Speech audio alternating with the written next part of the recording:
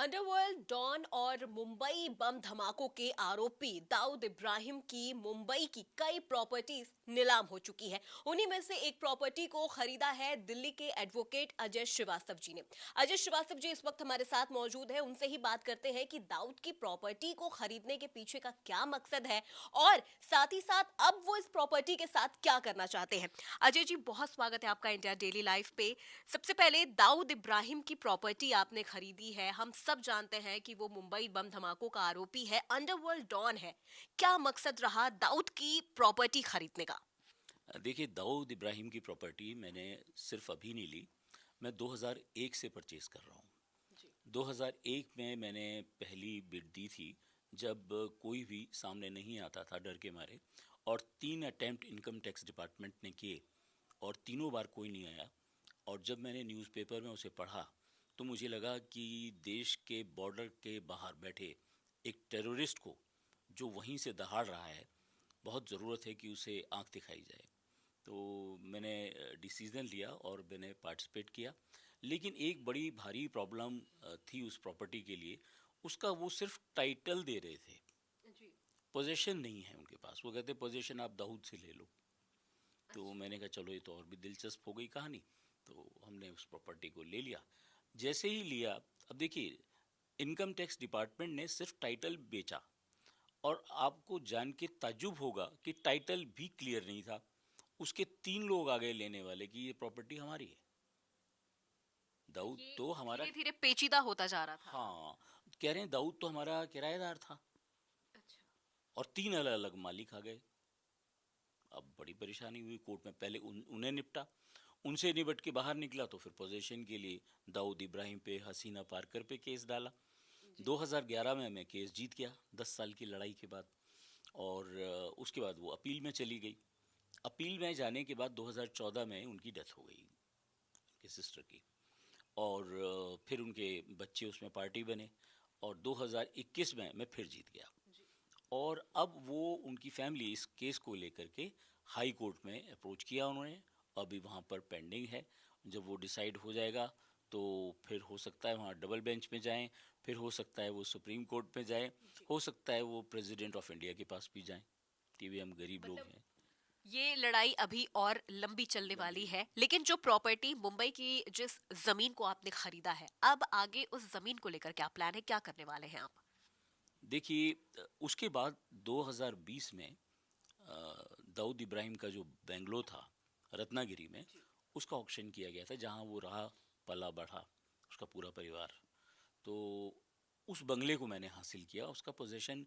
क्योंकि अब income tax department नहीं था, अब आ गया सफेमा, एक कॉम्पिटेंट एजेंसी है जी। और कॉम्पिटेंट अथॉरिटी है जो उसको ऑक्शन करती है। वो पोजीशन पहले ले लेते हैं और उसके बाद ऑक्शन करते हैं। जी। तो वो पोजीशन मेरे को उसी टाइम मिल गया। लेकिन उसमें भी एक दिक्कत आई, 3 साल हो गए आज। जो हाउस नंबर उन्होंने डाला वो गलत था। जब मैं उसकी अच्छा। रजिस्ट्री के लिए गया तो उन्होंने कहा, साहब ये तो नंबर किसी और का है, इस बिल्डिंग का नंबर ये नहीं, ये है। हमने फिर उन्हें कांटेक्ट किया। अब 2 साल लगे उन्हें रेक्टिफाई करने में। अब वो कह रहे हैं हमने करेक्ट कर दिया, अब आप आ जाइए। जो एक और प्रॉपर्टी वो थी, आम का बाग, दाऊद इब्राहिम का, जी। वो भी मैंने लिया 2020 में ही। उसकी भी रजिस्ट्री नहीं हुई। वो कहने लगे, साहब क्या आप फार्मर हैं? मैंने कहा वो होना ज़रूरी है। कहते हैं हाँ, हमारे यहाँ एक्ट है। वो उन्होंने कहीं लिखा ही नहीं कि आपको फार्मर होना चाहिए उस बगीचे को उस खरीदने बगीचे को ख़रीदने के लिए। तो अब मैं फिर फार्मर भी बना, और कहीं मैंने लैंड ली, है ना, फार्मर बना। फिर अब उसकी रजिस्ट्री करानी है। इस बीच 2 दिन पहले जो ऑक्शन हुआ था, उसमें मैंने 2 प्रॉपर्टी ली हैं। जी। एक प्रॉपर्टी 3,28,000 में, और जो दूसरी छोटी प्रॉपर्टी है वो 2,01,00,000 रुपए में। जी। तो वो दोनों का ही अब मुझे वो लेटर आ जाएगा, 1 महीने में मुझे पोजीशन मिल जाएगा। तो उसके बाद फिर उस पर हम काम शुरू करेंगे। जो दाऊद इब्राहिम का बेंगलो था, वहाँ पर हमने सनातन धर्म पाठशाला ट्रस्ट बनाया है। उस ट्रस्ट के अंतर्गत हम स्कूलिंग चलाएंगे वहाँ पर। और जैसे मदरसों में बच्चों को फ्री तालीम दी जाती है, जी। इसी तरह हम यहाँ पर फ्री एजुकेशन बच्चों के लिए रखेंगे। और दूसरी जो जगह है, जो बाग वाली जगह है, उसको कन्वर्ट करके वहाँ हम हॉस्टल बनाना चाहते हैं, ताकि बच्चों को वहाँ रखा जा सके। वो जगह इतनी खूबसूरत है ये जगह है खेड़ एक ज़िला है वहाँ पर, तहसील है, और खेड़ तहसील में ये जगह है मुबके गांव, और वो बहुत एकदम ग्रीनरी है, जैसे केरल आप जाएं तो सारा ग्रीन है, और सी साइड से वहाँ से पड़ता है तकरीबन 18 किलोमीटर।